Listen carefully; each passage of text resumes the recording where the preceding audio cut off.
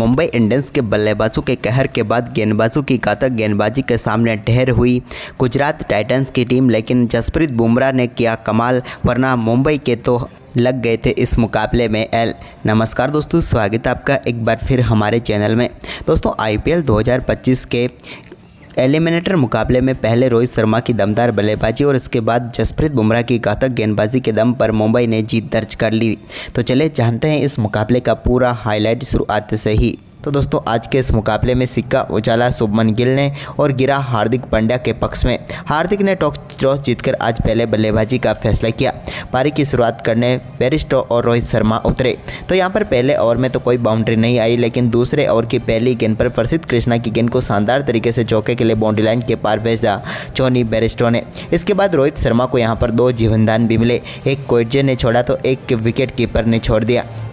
और 2 जीवनदान के बाद रोहित शर्मा ने शानदार परफॉर्मेंस करते हुए तीसरा ओवर डालने आए मोहम्मद सिराज की पहली गेंद पर शानदार चौका जड़ दिया मिड ऑफ के ऊपर से। तो वहीं पर इसी ओवर की दूसरी गेंद पर भी उनके बल्ले से एक और शानदार चौका देखने को मिला, लेकिन इसी बीच चौथे ओवर की पहली गेंद पर पहला छक्का इस मुकाबले को देखने का मिला जॉनी बेरिस्टो के बल्ले से। इसके बाद तो जॉनी बेरिस्टो ने अपनी दमदार बल्लेबाजी जारी रखी और चौथे ओवर की चौथी गेंद पर भी उनके बल्ले से एक और शानदार शॉट देखने को मिला, जिस पर जॉनी बेरिस्टो ने प्रसिद्ध कृष्णा की एक और गेंद को स्टैंड में पहुंचाया और दमदार छक्का यहां पर उनके बल्ले से देखने को मिला। वहीं पर जॉनी बेरिस्टो ने इस प्रसिद्ध कृष्णा के ओवर की आखिरी गेंद पर भी एक और दमदार छक्का जड़ते हुए इस ओवर का तीसरा छक्का जड़ डाला और मुंबई इंडियंस को तूफानी शुरुआत यहां पर दिला दी। इसके बाद तो यहां पर चौथे ओवर में 26 रन बटोर लिए, लेकिन इसके बाद 5वें ओवर में यहां पर बदलाव किया गया जहां पर मोहम्मद सिराज आए, लेकिन इसके बाद इस ओवर में भी 2 चौके जड़े, लेकिन छठे ओवर की तीसरी गेंद पर रोहित शर्मा के बल्ले से भी पहला छक्का स्लॉग स्वीप के जरिए देखने को मिला।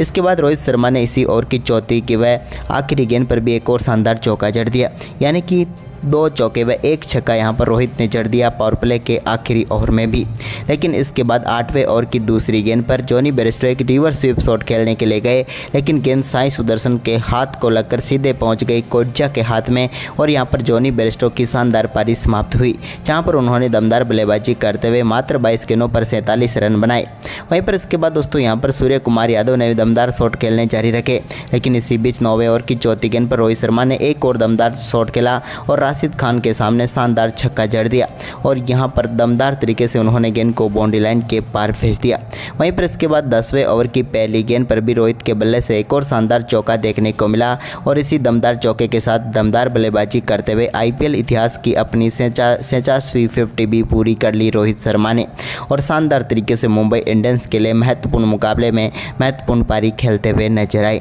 वहीं पर इसके बाद सूर्य कुमार यादव की बारी थी, तो उन्होंने भी यहाँ पर 12वां ओवर डालने आए ग्रेलेट कोएट्जे के 12वें ओवर की दूसरी गेंद पर गेंद को फाइन लेग के ऊपर से स्टैंड में पहुंचाया और दमदार छक्का जड़ दिया। तो वहीं पर इसकी अगली गेंद पर भी एक और शानदार बैकवर्ड पॉइंट के ऊपर से फ्लैट छक्का उन्होंने जड़ा और बैक टू बैक 2 गेंदों पर 2 छक्के यहां पर सूर्य कुमार यादव के बल्ले से देखने को मिले। इसके बाद दोस्तों यहां पर शानदार परफॉर्मेंस सूर्य का जारी रहा, जब 13वां ओवर डालने आए साई किशोर की गेंद को भी उन्होंने बड़े शॉट में तब्दील करते हुए एक दमदार छक्का जड़ दिया, जहाँ पर डाउन द ग्राउंड 6 रनों के लिए बाउंड्री लाइन के पार भेजा गेंद को। लेकिन इसके बाद सूर्य कुमार यादव की पारी चल तो काफ़ी शानदार तरीके से रही थी, लेकिन 13वें ओवर की आखिरी गेंद पर साई किशोर ने शानदार गेंदबाजी करते हुए सूर्य कुमार यादव को पेविलियन भेज दिया और यहां पर शानदार कैच पकड़ा वाशिंगटन सुंदर ने और सूर्य की पारी समाप्त हुई, जहां पर उन्होंने 20 गेंदों का सामना किया और 33 रनों की शानदार पारी खेलकर वो पेविलियन लौटे।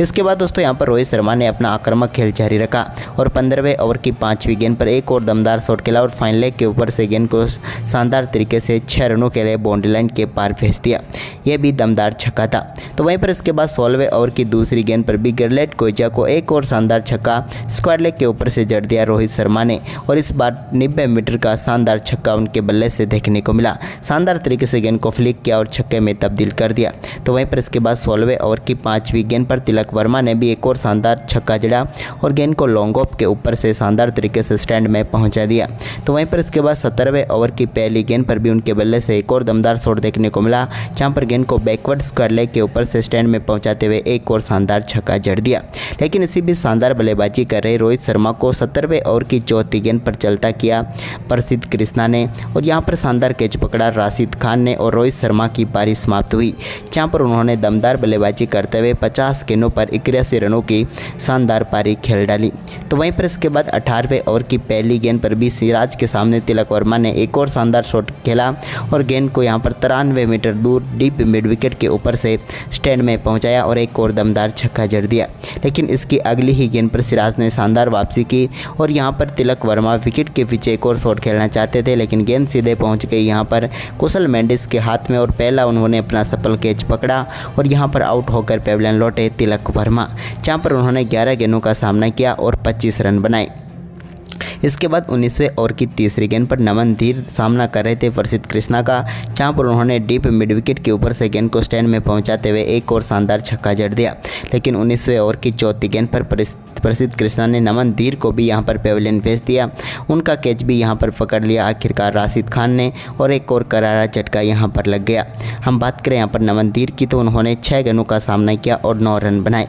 इसके बाद हार्दिक पांड्या ने आखिरी ओवर में गेम को ही पलट डाला, जब आखिरी ओवर डालने आई गैरेट कोचिया की दूसरी गेंद पर हार्दिक पांड्या के बल्ले से दमदार छक्का देखने को मिला, जहां पर गेंद को सामने की तरफ साइड स्क्रीन पर दे मारा। तो वहीं पर इसी ओवर की चौथी गेंद पर भी उन्होंने एक और दमदार शॉट खेला और इस बार गेंद को डीप मिड विकेट के ऊपर से स्टैंड में पहुंचाते हुए इस ओवर का दूसरा छक्का जड़ दिया, जबकि वाइडों के साथ गैरेट कोचिया ने इस ओवर को लंबा भी कर दिया। लेकिन यहां पर 20वें ओवर की 5वीं गेंद पर हार्दिक के बल्ले से लॉन्ग ऑफ के ऊपर से एक और दमदार छक्का देखने को मिला, जहां पर इसके बाद इस ओवर में भी शानदार बल्लेबाजी रही और 20 ओवर में 228 रनों का दमदार स्कोर खड़ा किया मुंबई इंडियंस ने और 229 रनों का विशाल लक्ष्य रखा। हार्दिक ने मात्र 9 गेंदों पर 22 रन बनाकर शानदार तरीके से टीम के स्कोर को मजबूत स्कोर तक पहुंचा दिया गुजरात टाइटंस की टीम के सामने।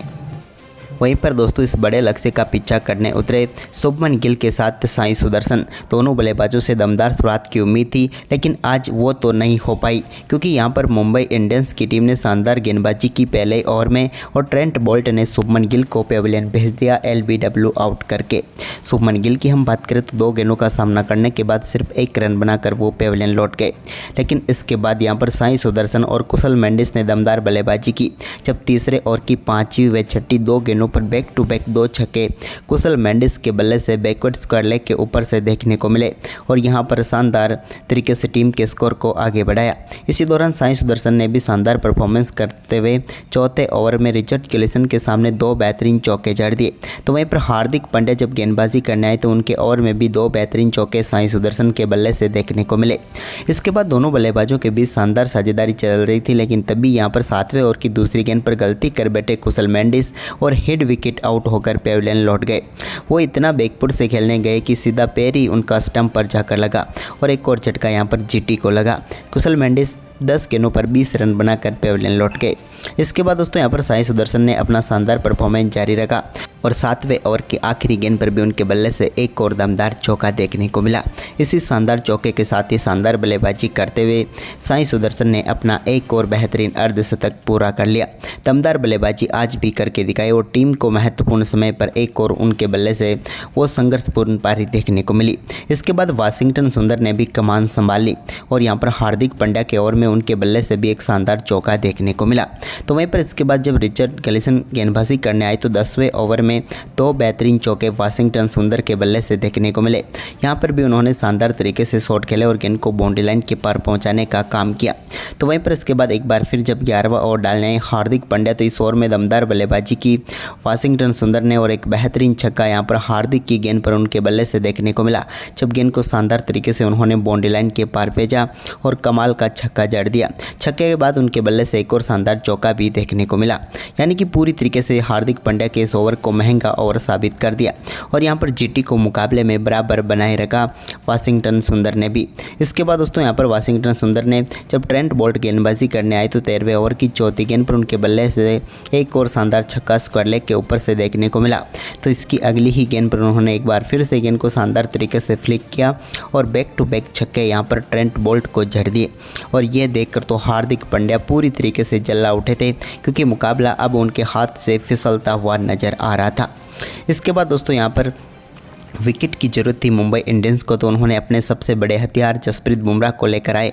और 14वें ओवर की चौथी गेंद पर शानदार यॉर्कर गेंद डाली और यहां पर पारी को समाप्त किया वाशिंगटन सुंदर की। वाशिंगटन सुंदर शानदार बल्लेबाजी कर रहे थे, लेकिन 24 गेंदों पर 48 रन बनाकर वो पेविलियन लौटे। जसप्रीत बुमराह ने उन्हें बोल्ड करके मुकाबले में मुंबई की वापसी करवा दी।